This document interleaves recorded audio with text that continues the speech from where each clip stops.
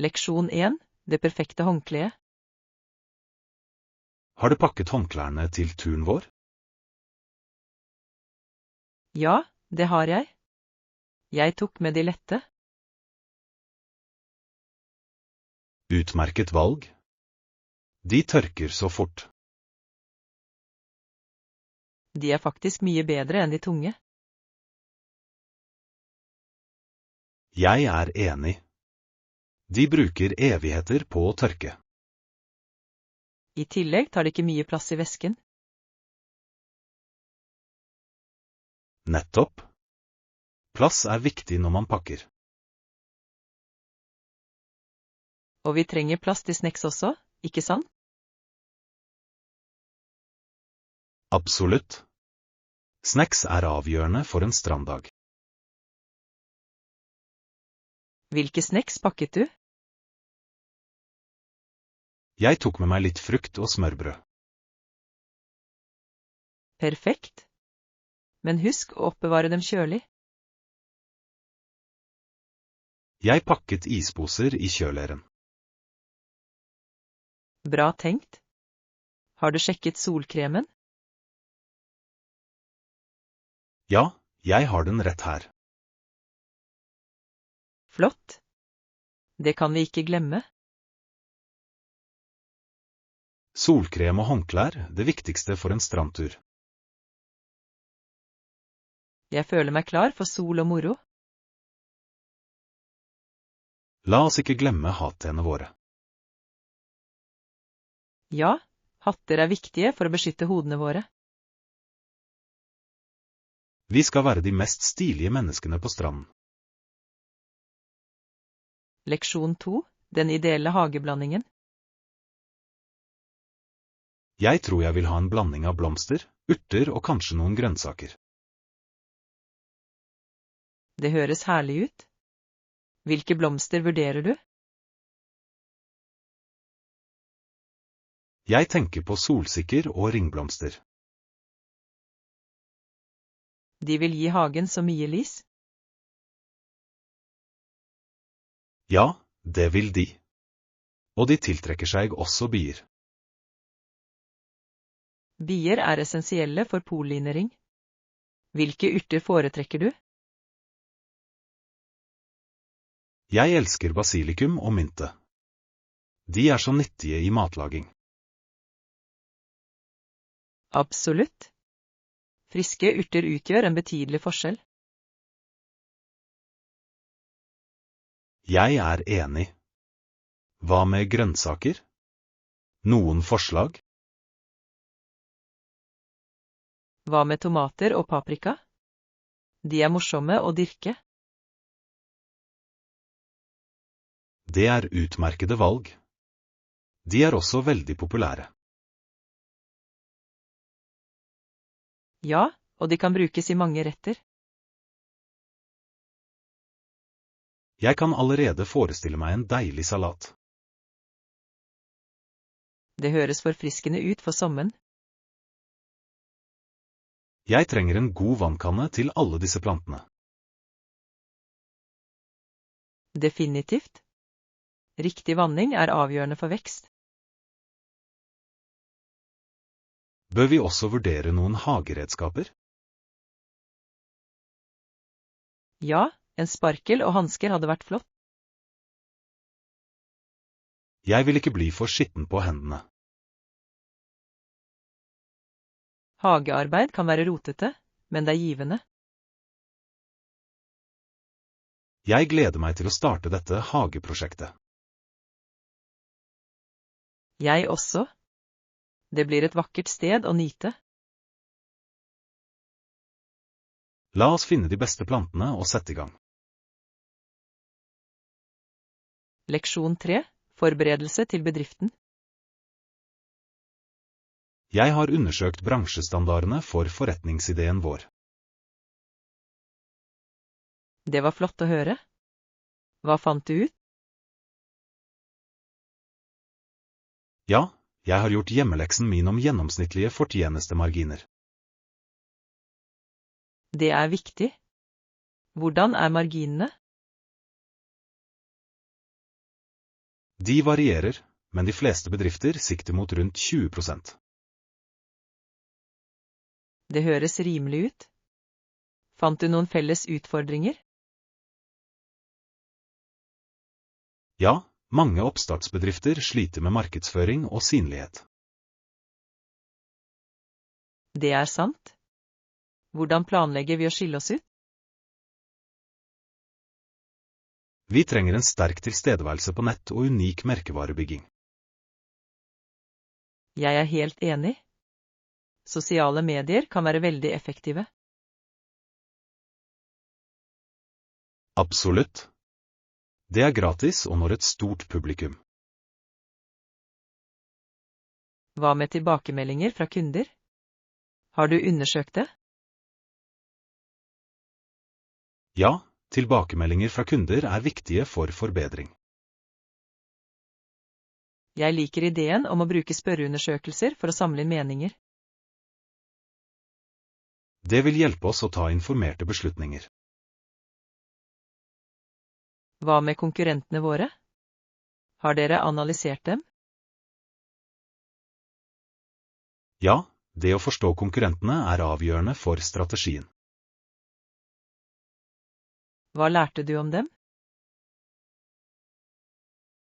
De fokuserer ofte på kvalitet og kundeservice. Det er nøkkelelementene for å lykkes. Ja, det er sant. Vi må prioritere disse i forretningsplanen vår. Jeg føler meg mer selvsikker etter å snakke om alt dette. Jeg også. Vi er på rett vei til suksess.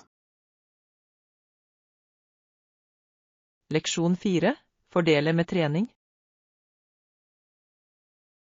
Det har faktisk vært ganske bra å gå på treningsstudioet regelmessig. Det er fantastisk å høre. Hvilke endringer har du lagt merke til? Jeg føler meg mer energisk og fokusert utover dagen. Det er en fantastisk fordel. Trening hjelper virkelig. Ja, og jeg har også gått ned noen kilo. Det er en flott prestasjon. Hvordan holder du motivasjonen oppe? Jeg setter meg små mål hver uke. Det er en smart strategi. Hvilke mål har du satt deg? Jeg har som mål å øke vektløftingen gradvis. Det er ambisiøst. Jeg beundrer din besluttsomhet. Takk. Hva med deg? Hvordan er treningsrutinen din? Jeg har prøvd gruppetimer i det siste. Det høres gøy ut. Hvilke kurs har du prøvd? Jeg deltok på et Zumba-kurs og elsket det. Zumba er en så livlig treningsøkt. Likte du musikken? Ja, musikken ga meg energi. Musikk gjør en stor forskjell på trening. Absolutt. Det får tiden til å fly av gårde. Har du vurdert å prøve yoga også? Det har jeg. Det virker som en fin måte å slappe av på. Det er det absolutt. Jeg synes det hjelper med fleksibilitet også. Jeg må jobbe med fleksibiliteten min. Du vil ha godt av både yoga og tøying. Det skal jeg legge til i rutinen min. Sammen kan vi fortsette å oppmuntre hverandre. Leksjon 5. Korrupsjonsspørsmålet. Det er alarmerende hvor mange tjenestemenn som har blitt bestukket i det siste. Jeg er helt enig. Det undergraver tilliten til systemene våre. Et annet eksempel er når kriminelle blir løslatt som følge av bestikkelser. Det er virkelig urovekkende. Det påvirker offentlig sikkerhet. Ja, uskyldige mennesker kan lide på grunn av korrupte handlinger. Det skaper en sirkel av kriminalitet og straffrihet. Nettopp. Hvordan kan vi håndtere dette problemet effektivt? Åpenhet er nøkkelen. Vi trenger åpne diskusjoner om det. Jeg mener at sterke lover og straffer også er avgjørende. Absolutt. Å straffe korrupsjon kan avskrekke andre. Hvilken rolle spiller media i denne situasjonen?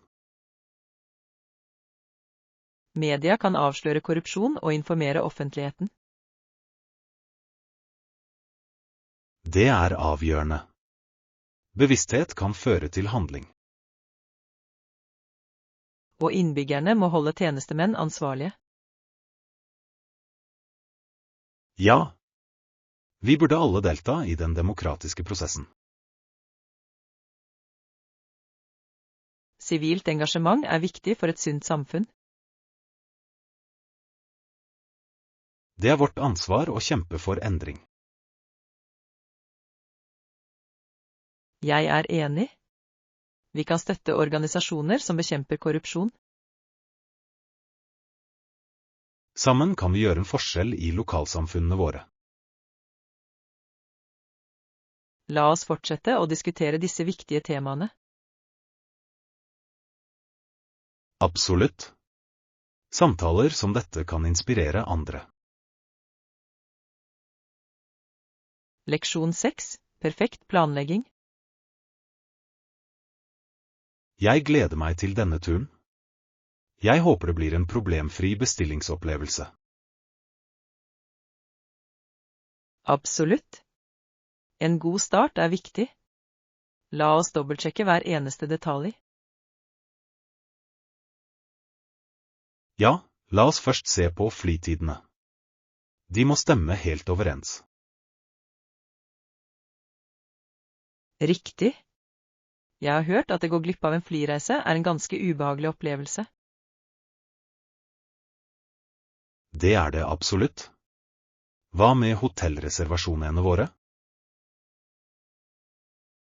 Vi bør også bekrefte plasseringen og innsjekkingstidene. Jeg tror det er lurt å sørge for at vi har nok tid til å komme oss til rette. Nettopp. Og må vi ordne med flyplasstransport? Godt poeng. Jeg ville hate å bli strandet på flyplassen. Enig. La oss sjekke transportalternativene våre nå. Bør vi sjekke om hotellet tilbyr skitelbuss? Det ville være effektivt. Jeg foretrekker å ikke ha med taxier å gjøre. Meg også. De kan være ganske uforutsigbare til tider. Hva med bespisning?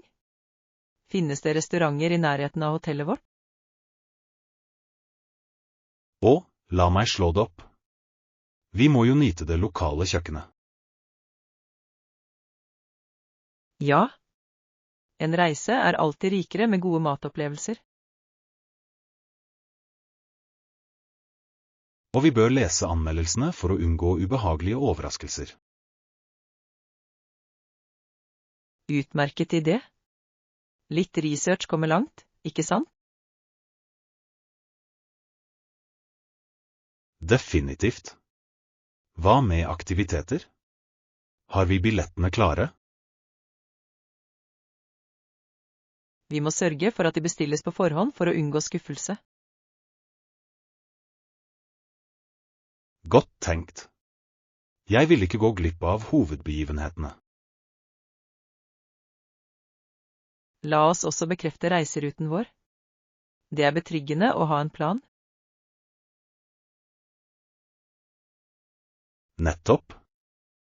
Jeg føler meg så mye bedre når jeg er organisert.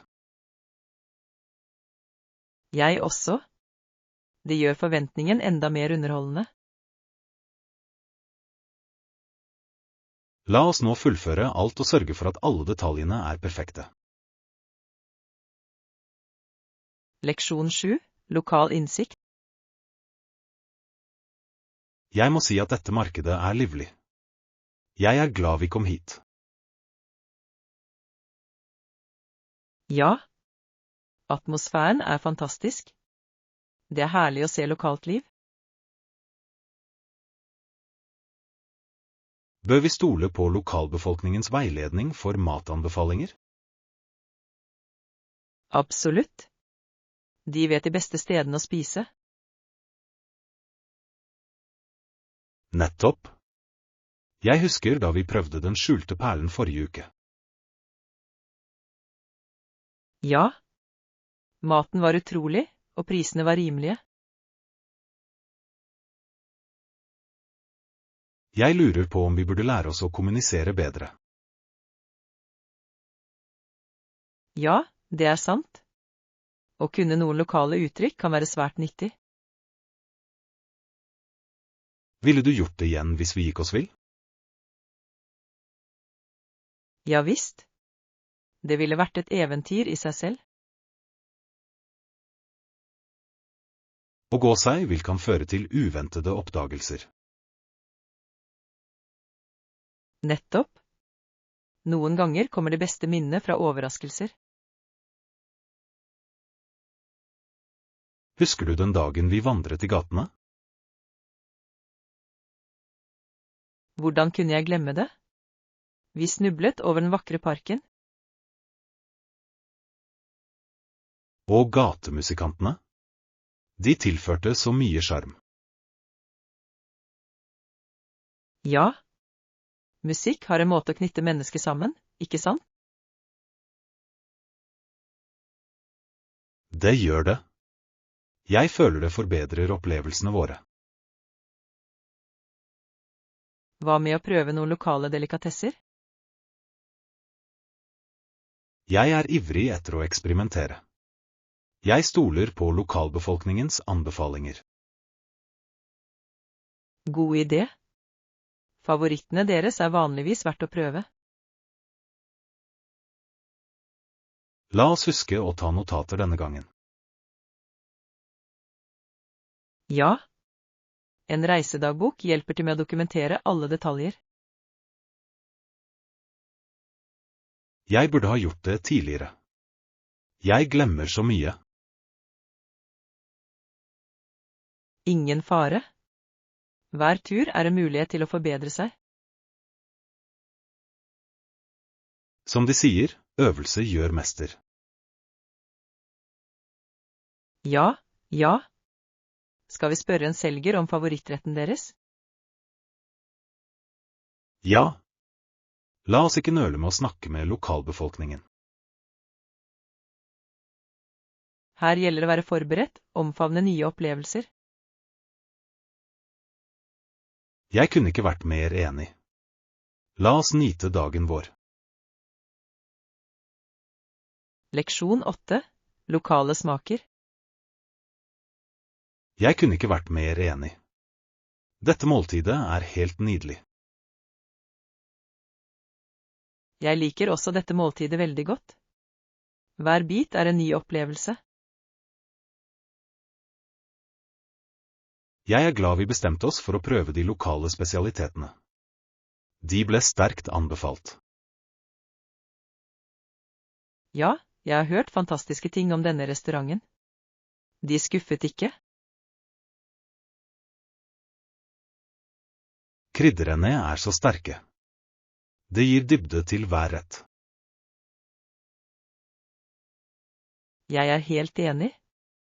Det er en symfoni av smaker på tallerkenen min. Og presentasjonen er utsøkt. Den virker nesten for vakker til å spises. Jeg føler meg nesten skyldig når jeg graver meg ned i det. Nesten. Jeg lurer på hva den hemmelige ingrediensen er. Det smaker helt fantastisk. Kanskje det er kokkens magiske grep? De har absolutt mestret håndverket sitt. Skal vi spørre om oppskriften? Det er en utmerket idé. Om de bare ville dele hemmelighetene sine.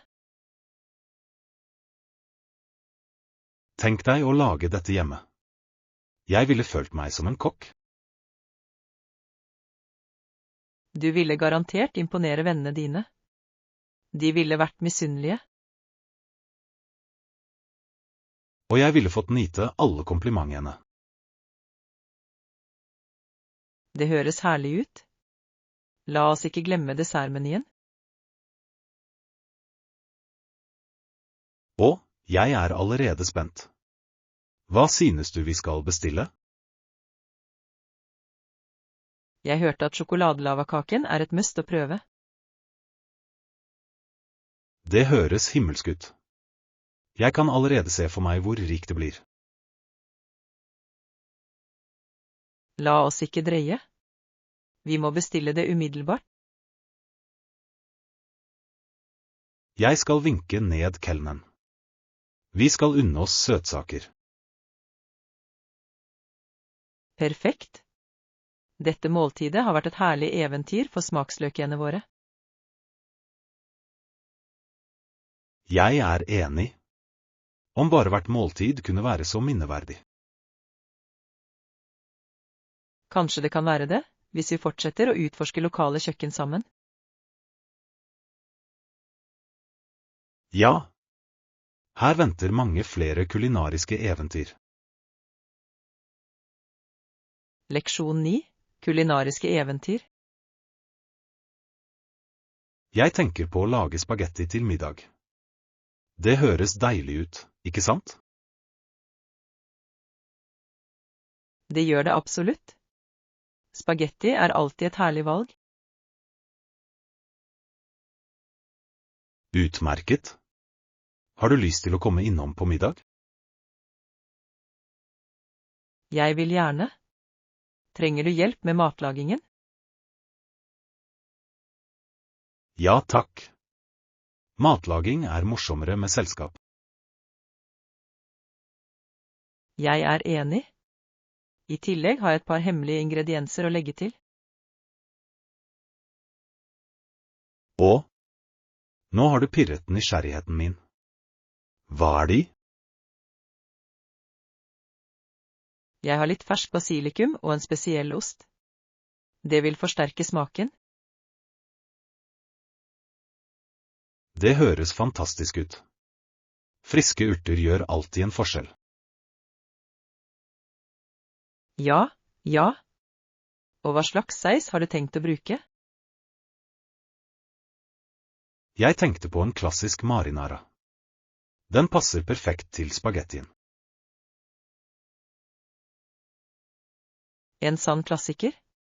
Skal vi lage den fra bunnen av? Absolutt. Den vil smake så mye bedre enn den ferdigkjøpte versjonen. Jeg gleder meg til å hakke litt hvitløk. Det gir sausen en sånn dybde. Og ikke glem løken. De er essensielle for smaken. Greit. Kanskje vi burde lage en stor porsjon slik at vi har rester. Flott idé. Spagetti gir deilige rester. I tillegg kan vi invitere noen venner med oss. Det er en fantastisk tanke. Jo flere, jo bedre. Jeg kan også lage en salat. Det vil balansere måltidet fint. Perfekt. En frisk salat passer utmerket til spagetti. Jeg tar også med litt dessert. Foretrekker du kake eller kjeks? Og hva med kjeks? De er alltid populære. Det er kjeks. Denne middagen kommer til å bli fantastisk. Jeg er enig. Jeg gleder meg til vårt kulinariske eventyr sammen. Jeg også.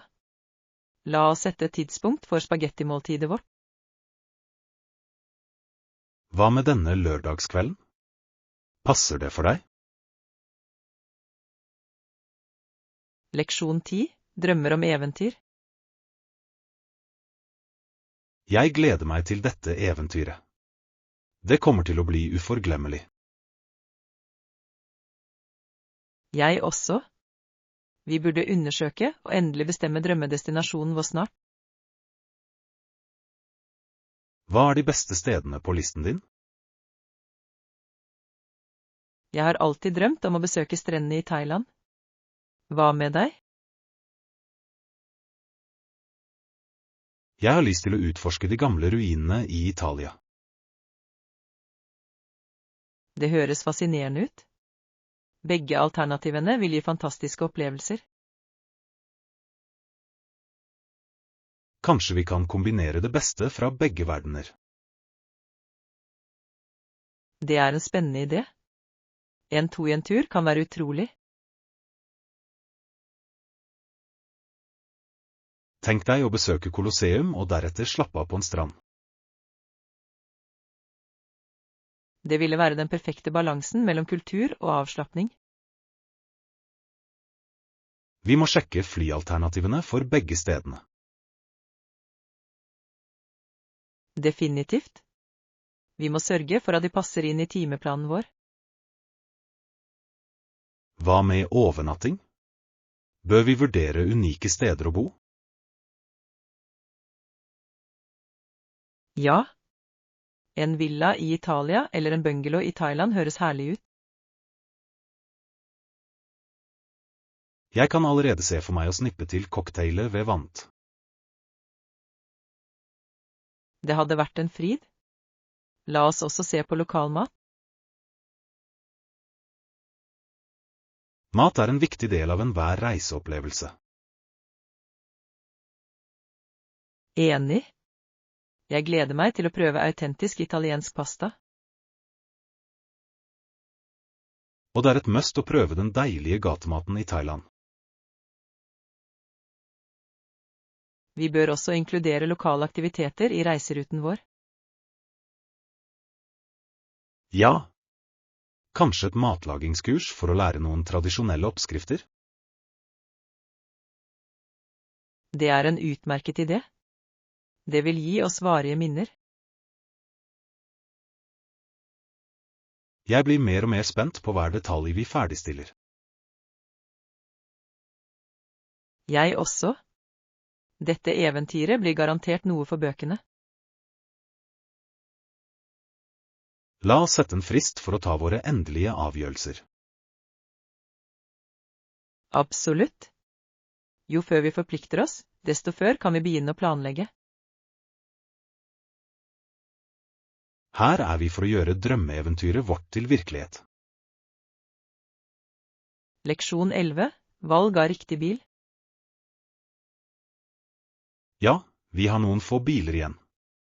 Jeg lurer på hvilke alternativer vi har. Hvilken størrelse og type ønsker du til turen vår? Jeg trenger en liten bil som er lett å kjøre og parkere. Det høres praktisk ut. Hva med drivstoffeffektiviteten?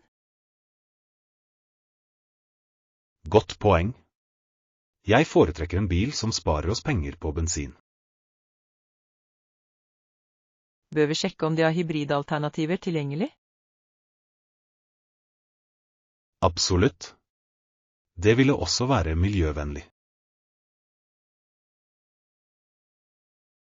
Jeg setter pris på den tanken. Hva med komfort?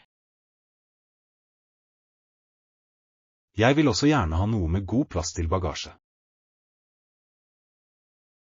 Ja. Vi må få plass til alt utstyret vårt inni. Hva om vi støter på noen uventede snacks på bilturen? De snekkseende fortjener sin egen sitteplass.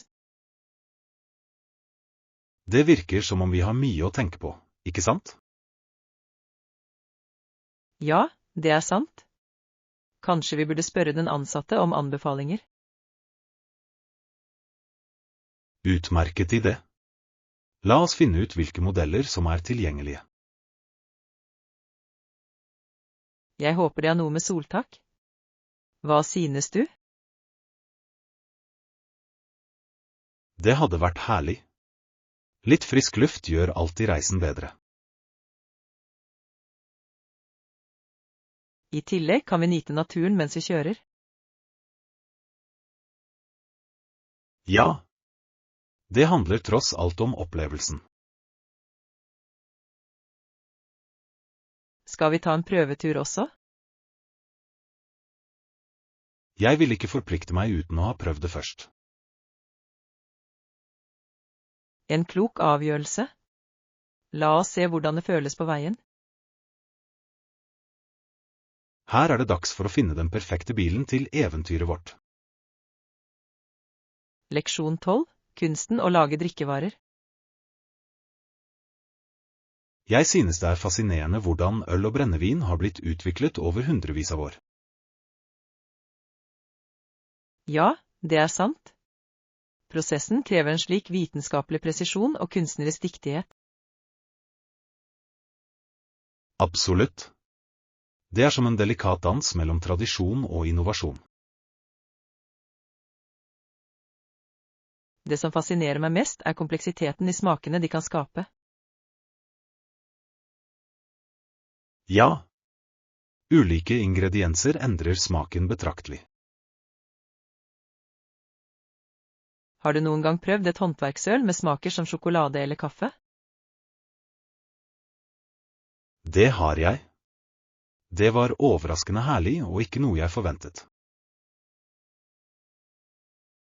Det er utrolig hva kreativitet kan gjøre i brygging. Og destillering av brennevin er et annet nivå av kompleksitet. Ja, hvert trinn i prosessen må utføres perfekt.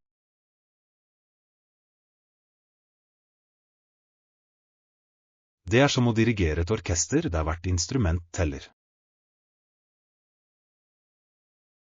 Jeg kunne ikke vært mer enig. En liten endring kan gi helt forskjellige resultater. Hva med vitenskapen bak gjæring? Den er virkelig bemerkelsesverdig. Ja. Gjær spiller en så avgjørende rolle, omdanne sukker til alkohol. Og den gjæringsprosessen kan ta dager eller til og med uker. Tålmodighet er viktig. Gode ting kommer til de som venter, tross alt. Har du noen gang besøkt et bryggeri eller destilleri? Det har jeg. Det var lærerikt å se prosessen i praksis. Jeg håper å besøke en snart. En prøvesmaking hadde vært en drøm. Det høres ut som en herlig plan. Vi burde få det til. Kanskje vi kan lære å sette pris på nyansene i hver drink. Ja. Det ville forsterke vår nytelse av disse nøye utformede drikkene. La oss fortsette å utforske denne fascinerende bryggeriets verden sammen. Jeg gleder meg til eventyrene våre i øl- og brennevinsfern. Her er det mange smaksopplevelser fylt med vitenskap og smak. Leksjon 13. Helse er viktig. Jeg må si at jeg føler meg så mye bedre nå. Det har virkelig påvirket helsen min. Ja, jeg har også lagt merke til det. Jeg sover bedre, har mer energi, og humøret mitt har blitt betydelig bedre. Det er fantastisk å høre. Hvilke endringer har du gjort? Jeg begynte å spise mer fullverdig mat og trene regelmessig. Jeg gjorde det samme. Det er utrolig hvor raskt kroppen reagerer. Nettopp. Jeg pleide å føle meg slapp hele tiden. Nå føler jeg meg livlig. Det er som en bryter som er omslått. Jeg har mer motivasjon til de daglige gjøremålene mine. Absolutt. Nå gleder jeg meg til morgentreningene mine. Hvem skulle trodd at vi skulle bli treningsentusiaster? Det er faktisk ganske morsomt. Husker du da vi foretrakk å se serier i full gang? Å ja! Nå tilbringer vi kveldene med yoga i stedet. Og jeg elsker det. Har du følt noen andre fordeler? Definitivt. Konsentrasjonen min har blitt bedre på jobb. Det er fantastisk. Sunne vaner utgjør virkelig en forskjell. Hva med matlagingen din? Har den også endret seg? Veldig mye. Jeg har eksperimentert med nye oppskrifter. Jeg skulle gjerne prøvd litt. Hva er favorittretten din så langt? Jeg lagde en quinoa-salat med stekte grønnsaker. Den var deilig. Det høres herlig ut. Du må dele oppskriften med meg. Det skal jeg. Den er både næringsrik og enkel å tilberede. Jeg setter pris på enkle oppskrifter. Det gjør matlagingen hyggelig. Ja, og det holder oss begeistret for sunt kosthold. Skal vi arrangere en matlagingskveld sammen? Det er en utmerket idé. Vi kan dele oppskrifter og tips. Jeg tar med ingrediensene til favorittsmoothien min. Perfekt. Jeg skal lage quinoa-salaten min igjen. Dette blir en hyggelig og smakfull kveld. Jeg gleder meg. God helse smaker godt. Ja, sannelig. Her er vår helsereise og deilige oppdagelser. Leksjon 14. Viktige næringsstoffer. Det er deilig med et måltid bestående av frukt og grønnsaker. Jeg kunne ikke vært mer enig. De er fullpakket med viktige vitaminer og mineraler. Ja. Å spise korn og magert kjøtt er også viktig for god helse. Ja, det er sant. Disse matvarene gir oss den nødvendige energien vi trenger daglig. Jeg hører ofte at folk som har et kosthold rikt på disse matvarene, har en tendens til å føle seg mer energiske. Absolutt. Et balansert kosthold bidrar betydelig til vår generelle velvære. Hva er din favorittfrukt? Min må være bær. Bær er nydelige. Jeg liker mangoe, de er så søte og saftige. Det skjønner jeg. Hva med grønnsaker? Har du en favoritt? Jeg elsker spinat. Den er så allsidig. Du kan tilsette den i nesten alle retter. Det er sant. Spinat er også fullpakket med jern og andre næringsstoffer. Nettopp. Det er alltid lurt å velge mat som er næringstett. Og det er viktig å begrense bearbeidet mat, ikke sant? Ja, de mangler ofte næringsstoffene vi trenger for optimal helse.